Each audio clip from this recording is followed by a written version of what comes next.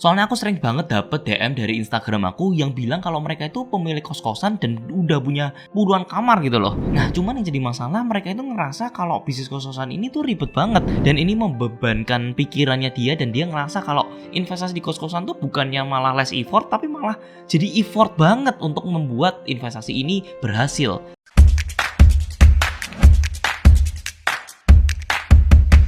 Nah, ini ada satu hal yang sebenarnya tuh salah banget.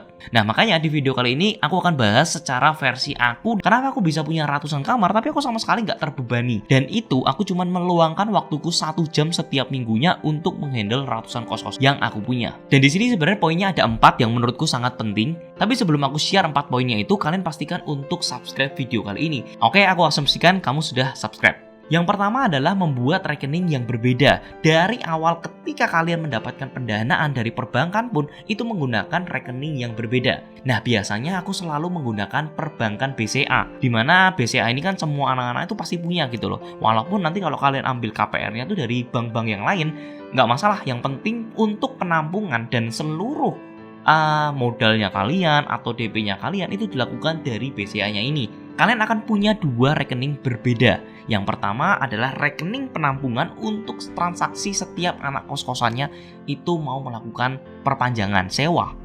Nah, yang kedua adalah rekening yang harus kalian bayar setiap kali kalian mengambil dana KPR dari bank yang lain.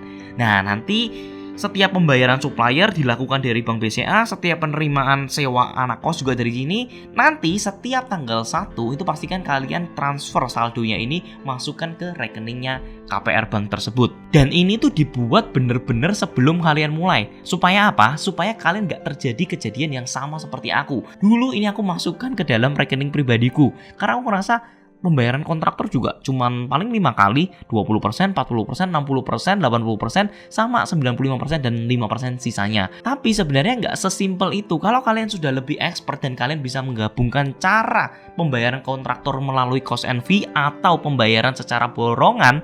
Kalau kalian masih kurang jelas tentang ini, kalian bisa nonton video yang sebelumnya yang di sini. Jadi setengahnya itu dipakai cost and fee, setengahnya juga pakai borongan. Itu sebenarnya jadi jauh lebih hemat. Dan ini transaksinya tuh pasti bakal banyak banget. Karena cost and fee itu kan kalian beli barang-barangnya sendiri, seperti granitnya sendiri, seperti lightingnya sendiri, seperti plumbingnya sendiri. Itu bakal banyak banget, apalagi untuk masa negosiasinya, nego-nego dengan orangnya, itu kan harus ngajakin orang makan. Nah, itu nggak susah tuh nge-tracing antara itu pengeluaran pribadi buat kalian bayarin pacarnya kalian, atau bayarin untuk kliennya kalian di bisnis kalian, atau bayarin untuk investasi di kos-kosannya kalian. Itu nge-tracingnya bakal ribet banget, makanya penting banget untuk dibedakan. Rekening ini ya udah stay di sini aja, dan kalaupun misalkan ada profit, jangan pernah ditarik dulu. Dan kalian nggak perlu lah yang namanya ngambil-ngambil dari sini. Kalian punya bisnis yang lain ya pakai bisnis yang lain. Jadi di sini ya udah ditampung terus di sini. Jadi untuk dana daruratnya kalian juga masih bisa ditampung dari sini karena kan cash flow positif juga ya. Jadi nanti kalau misalkan ternyata setelah lunas atau kalian bisa ngejual atau di flipping, rekening ini tuh bakal gampang banget nge-tracingnya kalau kalian tuh punya profit berapa. Jangan sampai nanti tuh kalian malah bingung sendiri ya. Sebenarnya profitku tuh berapa, karena kecampur aduk semua dan akhirnya kalian nggak ngerti. Kalian tahu untung tapi nggak ngerti berapa sih sebenarnya keuntungan yang bisa kalian dapatkan. Nah, yang kedua, buatnya harus rekening bisnis. Nah, jangan pernah buat rekening yang individu. Dulu aku pernah banget bikin yang rekening individu di BCA. Yang terjadi itu adalah setiap hari itu kerjaanku adalah tokenin, dibikin input datanya, terus habis itu baru transfer, dan itu tuh bikin ngeribetin banget teman-teman. Apalagi kalau transferannya itu adalah transferan yang antar bank.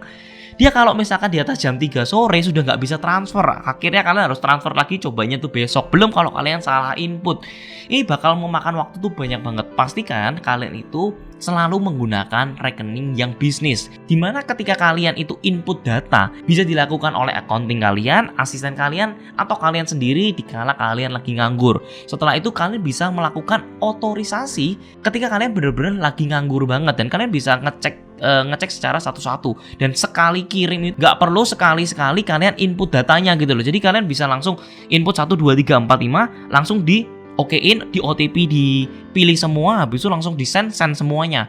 Beda kalau misalkan individu, pasti kalian itu bakal kerepotan satu-satu, habis di input datanya, habis itu transfer, input data lagi, transfer. Jadi itu makan kerjaan 2 kali. Nah, itu aku nggak ngerti dulu waktu awal mulai di main bisnis ini.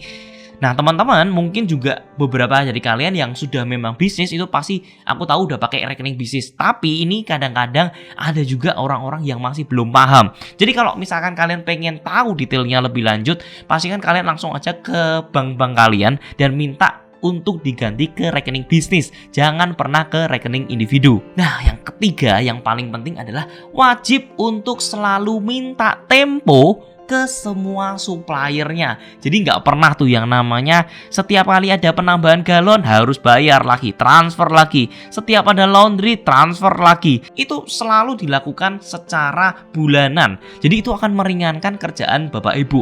Kalau kalian itu setiap kali kebutuhan kalian harus transfer, pusing banget. Dan itu susah banget nge-tracingnya. Jadi lebih enak kalau misalkan 1 bulan kan kalian bisa tahu tuh, oh 1 bulan kalian untuk beli beras sekian, oh kalian beli teh sekian.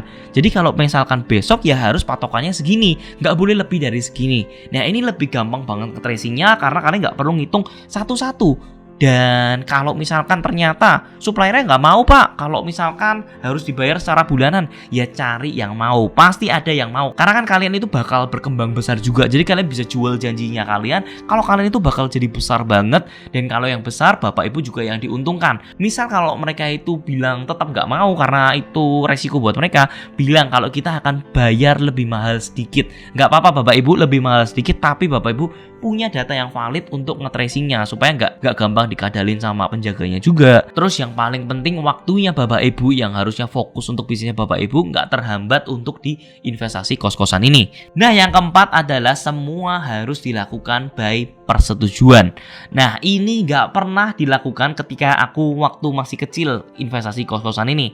Jadi semua itu yang ngelakuin aku sendiri, yang transfer aku sendiri. Tapi begitu sekarang sudah punya ratusan kamar, manajemennya kan jadi lebih bagus ya. Nah ini tuh setiap kali ada kerusakan yaitu semua dilaporkan dulu. Nanti dari penjaga kosan dapat laporan dari anak-anak kosan. Manajer kosan akan lapor ke accountingnya. Accounting itu harus otorisasi sama tim auditornya. Nah dari tim auditornya ini ketika sudah ACC baru nanti kalian tinggal otorisasi. Jadi kalau misalkan ada apa-apa kecurangan itu kalian bisa marahin langsung ke si auditor ini. Karena auditor ini kerjaannya untuk apa? Auditor ini kerjaannya untuk menjadi jembatan kalian supaya kalian itu gak gampang kena tipu sama penjaga-penjaga kosannya. Jadi si auditor ini akan ngecek, oh beneran gak ada yang rusak, oh beneran gak memang digunakan. Nah ini yang akan membantu bapak ibu untuk meringankan tugas-tugasnya. Nah sebenarnya masih ada beberapa cara lagi yang bisa aku share, tapi aku nggak bisa share semua karena ada banyak juga cara yang abu-abu yang harusnya bisa share tapi nggak bisa di sini juga. Nah misalkan bapak ibu butuh nih yang namanya detailingnya, kira-kira kalau misalkan by persetujuan tuh bentuknya gimana, formnya gimana, nanti kalau misalkan pengajuan dari kontraktornya bentuknya gimana. Nah itu aku bisa share kalau misalkan kalian ikut workshop aku di First Class Investor School. Jadi kalau bapak ibu yang belum ikutan, pasti kan bapak ibu bisa join karena di sana itu bakal bermanfaat banget.